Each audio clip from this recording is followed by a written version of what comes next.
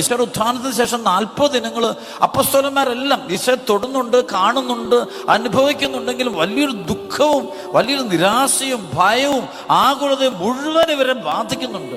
എത്ര പ്രാവശ്യം ഈശോ പ്രത്യക്ഷപ്പെട്ടിട്ടും അവർക്ക് മനസ്സങ്ങ് തളർന്നു കിടക്കുകയാണ്. അവർ ഉണരുന്നില്ല.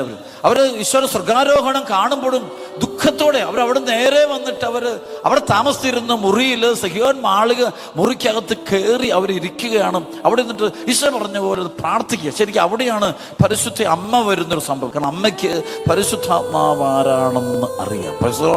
പരിശുദ്ധാത്മാവിൻ്റെ അഭിഷേകം കിട്ടിക്കഴിഞ്ഞാൽ ഒരു വ്യക്തിക്കുണ്ടാകുന്ന പ്രത്യേകത ഒന്ന് ഒരു അപാരപ്പെട്ടൊരു ധൈര്യമാണ് കിട്ടുന്നത്. ഞാൻ ഏകനല്ലെന്നുള്ള ചിന്ത കിട്ടുകയാണ്. ദൈവ സാന്നിധ്യം അനുഭവിക്കുക. അതാണ് പരിശുദ്ധാത്മാവ് ഒരു വ്യക്തിയിൽ നിറഞ്ഞാൽ ആ വ്യക്തിക്ക് കിട്ടുന്ന ഏറ്റവും വലിയ അനുഭവം. ആ വ്യക്തിക്ക് 24 hours ആ വ്യക്തിക്ക് ഉദ്ധിതനായ ഈശോയെ അവന് അനുഭവിക്കാനായിട്ട് സാധിക്കും.